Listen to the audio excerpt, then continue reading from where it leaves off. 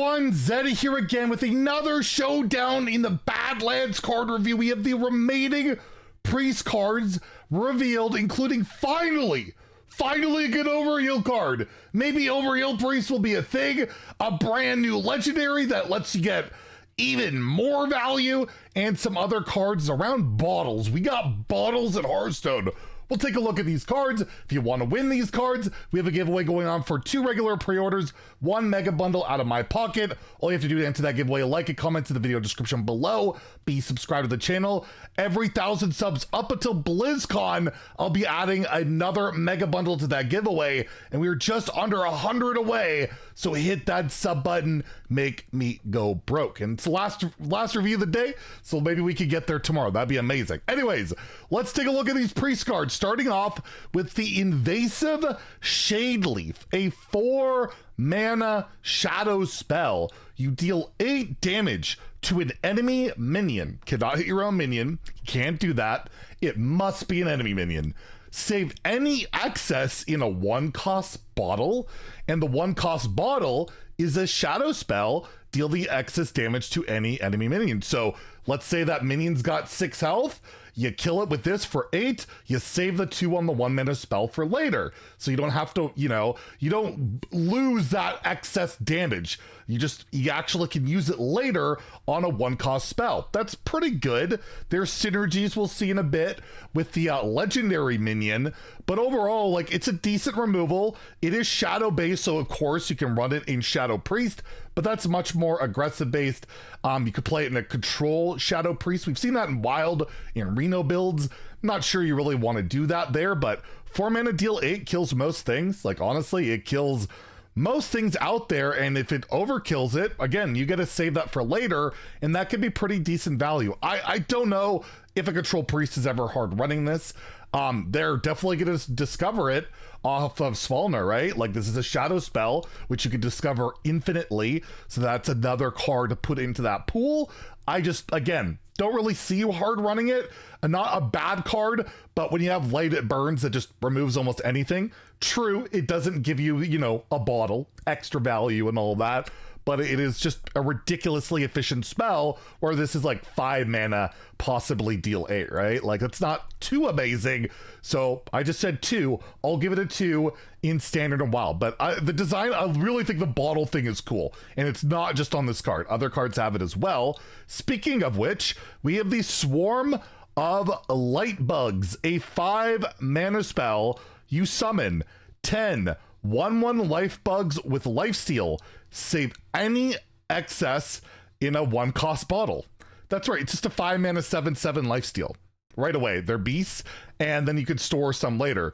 There's like Whispering Woods, which you had to have a 4-mana spell. You get all 1/1s on the board, and you had to be holding a certain amount of cards, right? This, you just play it, and you fill the board with annoying little light bugs, right? And then you could do it again for 1 mana.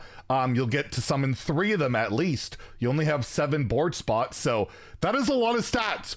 What priest deck cares about this, though? It's so weird, right? Like, you would think that's probably a pretty good spell. As I mentioned, Druid has used that, but Druid has Savage Roar, and they had Arbor Up, and all these different branching paths. You're not really able to buff the board so much in Priest. Not that I can think of off the top of my head. You can always let me know if I'm wrong, but so they have lifesteal. If they start hitting in and trading into stuff, that can be like 7 healing or more if you buffed it up with the location or something. It's a weird one. No idea how to evaluate it. It's not a holy spell, no tribal or spell school on it or anything like that. It's just a bunch of bugs. It's kind of bugging me trying to figure this one out. I just did it again. That is terrible. I apologize. But overall, again, no idea how to evaluate it. But literally just like a 5-mana 7/7 lifesteal, very fragile. I'm going to give it a 3. I just feel like it just seems so absurd in some ways that it just has to see play somewhere, right? Something's got to use this, and you got a bottle of light bugs you can save for later and possibly get some extra value. So I'll give it 3 in Standard, even though that's probably overrated, and a 2 in Wild, where I really don't know what you're doing with this, but whatever. They're beasts. You can Oh, wait, they died a Hemet. What if your opponent has a bunch of Hemets? That could be really bad in Wild, so I'll definitely give it a 2. Watch out for Hemet. It might kill one of the life bugs. All right, next, we have the Thirsty Drifter, a 6 mana, 4/6 taunt. Well, that's bad. There's more. That's right, I'm going to read, hopefully correctly. It costs 1 less for each 1-cost card you've played this game. So I played like 1 bottle, right? One of these bottles, it's 5 mana. I play 2. It's 4 mana. And guess what? If I play 6 1-cost cards, this is 0. And 0 mana cards are pretty darn good. It's a taunt, so it can't really be ignored. I don't know what else you're really doing with it, but there's that. And it can also cost 1 itself, right? When it's down to 1 and you have a Thirsty Drifter, you play it, it'll discount this to 0, making, it's got synergy once you get it down to 1. So there's that. No idea what the C's play is in. You take a look at like 1 mana cards for Priest. There's quite a bit. You have the Location, you have Funnel Cakes, you've got the Overheal draw card, you've got Shard of the Naru or whatever it's called, the silent spell. Is it called that?